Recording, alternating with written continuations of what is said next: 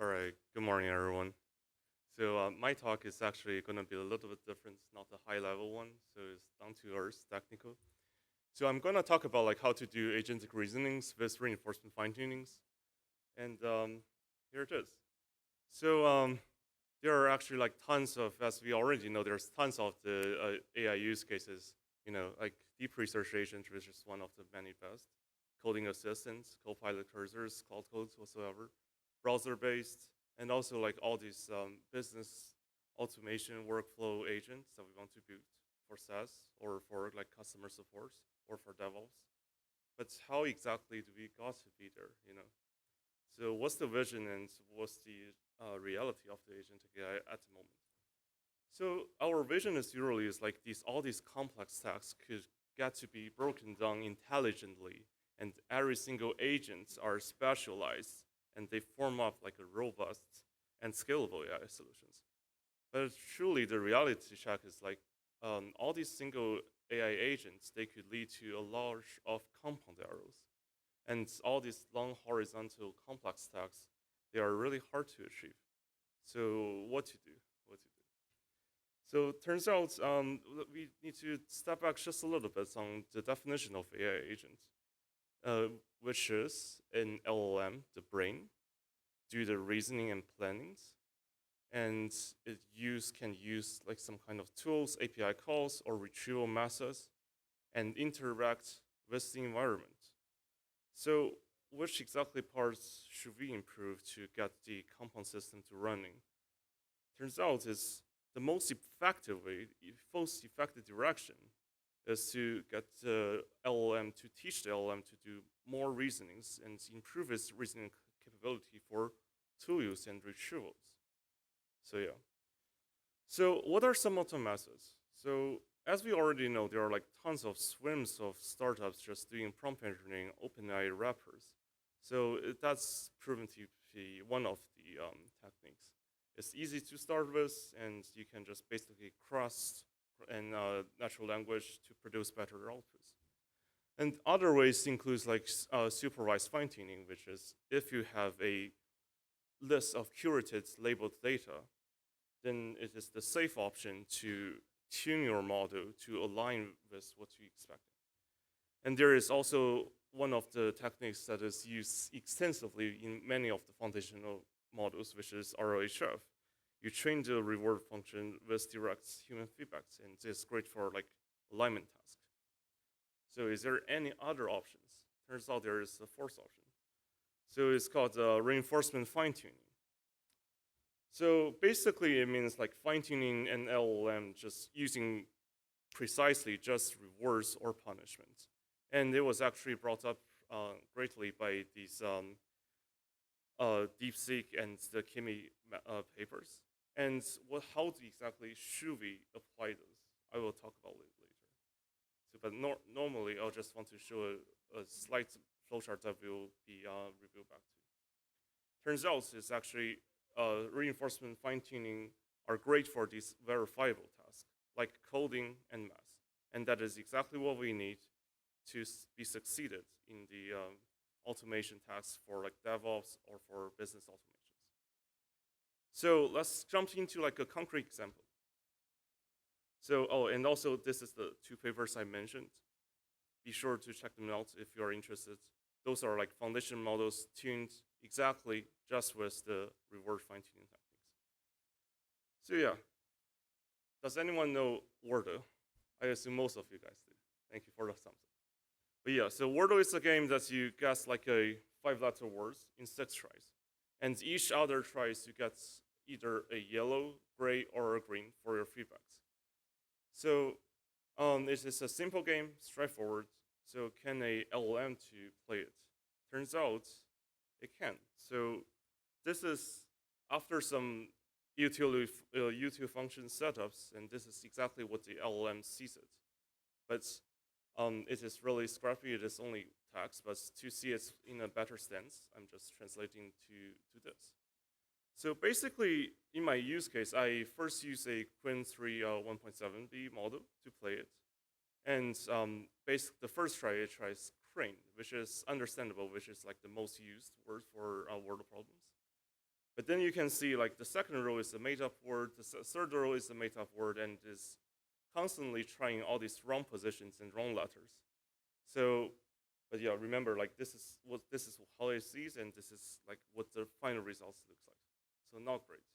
So it turns out like it doesn't really rely on any of the past guesses, and doesn't really use like a valid words. So how can we improve it to make it matter? So reinforcement fine-tuning. So remember what I said about reinforcement fine-tuning. This is the way to make like a verifiable task to be more success in reasonings and plannings. And in the Wordle example, you actually can define the reinforcement fine-tuning with these reverse functions. So the first one is to getting the correct position, correct formats, like the syncing tags. And also the second one is to encourage the Wordle game to guess for only like valid vocabularies.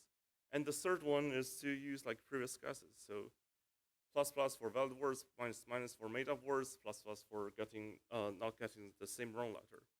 So the way I show you like the details of it, it's not too boring. It's to see like actually it is like easily you can transfer these non so verifiable tags into a reward function, and you can put it all into your training part.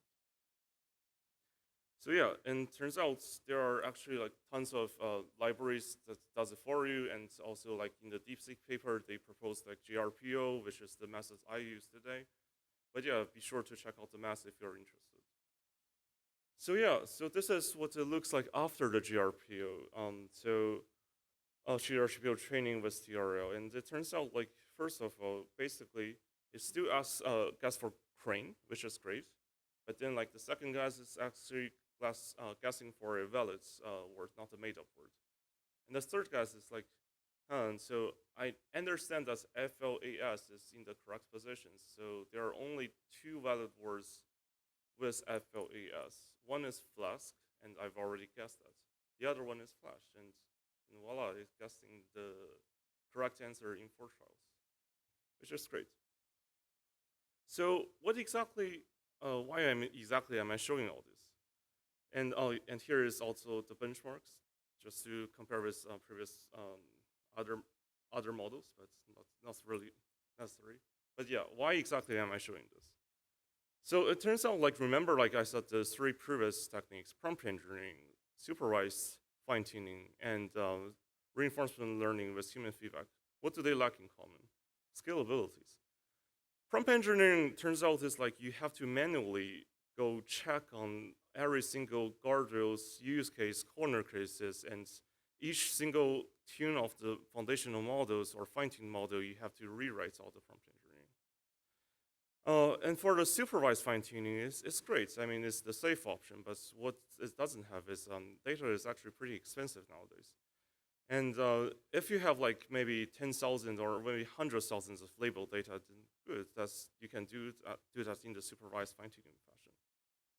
But actually turns out a lot of like the coding and math problems, which is like breaking down, which is like coding automations agents.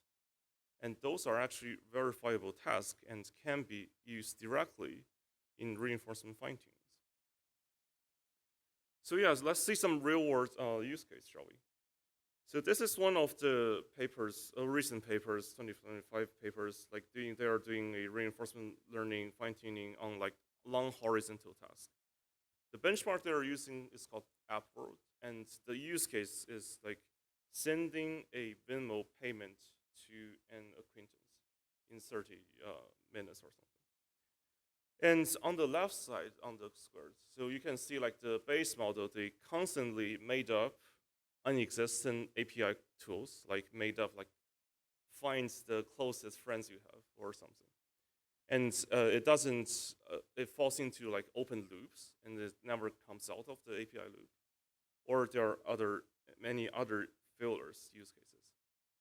And the reinforcement fine-tuned one actually gets this done right, and actually is showing that agents can learn like out of the loop, open loop control, and the agents actually got to consistently read the API documentations correctly. And it also makes like fewer assumptions. Like it doesn't just assume that we have an API too, it doesn't hallucinate. So this is one of the use cases. And there are many others. And there is the another paper just doing like API function calling, and you can see like the improvement in the code. And there's another one on like web browsing, like all these web use cases. And also, turns out actually there's tons of startups and also like existing use cases are already using end-to-end reinforcement learning.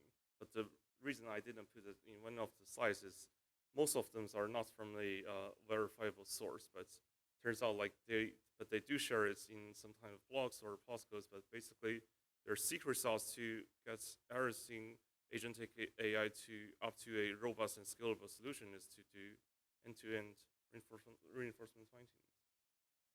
So yeah, remember the first slide. So basically, if you want to scale up your agentic AI solutions, whether it's DevOps or a customer support service, turns out like every single agent, you can feel free to use reinforcement fine-tunings, and it does this in a way that does not require any labeled data, and because the reinforcement fine-tuning only relies on these reward function, and it could be easily verified by these coding tasks.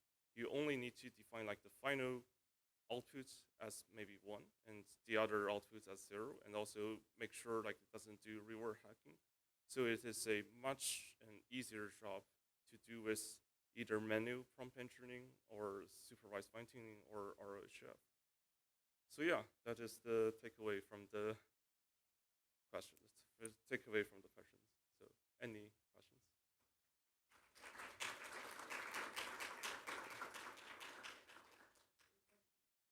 Oh yeah, and if you want, there are link to my GitHub repo. Feel free to check.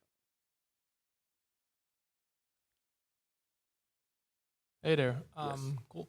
No, very nice. I think I had a lot of issues with agents and finding the right tools and all of this with Llama. And then the moment now that GPT OS is coming up, I was really amazed how well it actually does on tool calling. Like barely ever anymore any issues with it.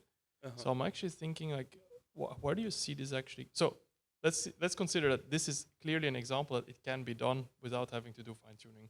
Yeah. So the example is out there, the proof is out there. Now the question is, where do you think it's actually going to go then?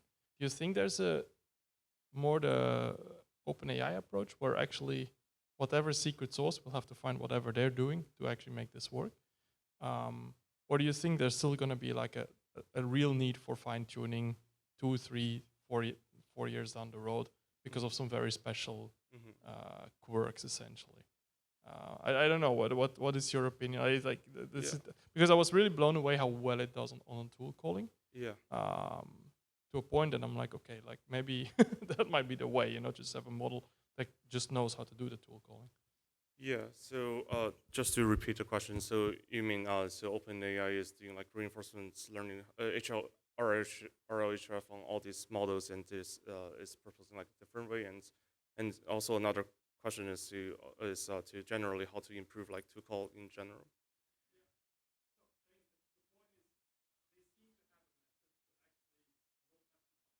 Oh. Yes.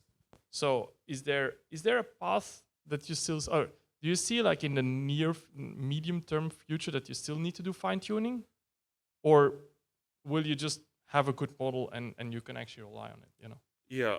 So actually, one of my upcoming cookbook is to like reinforcement fine-tuning with a series of like MCP servers. So like that's an alternative to the function calling from OpenAI. So like I mean, so the way I think of it is it complements each other. So normally like function calling MCP servers are great, and but they are like their outputs like structured outputs, and they increase the tool calling accuracy, but they still fail. So like in my previous demos, like with Llama Stack and other frameworks, like they still make up like unnecessary MCP tools.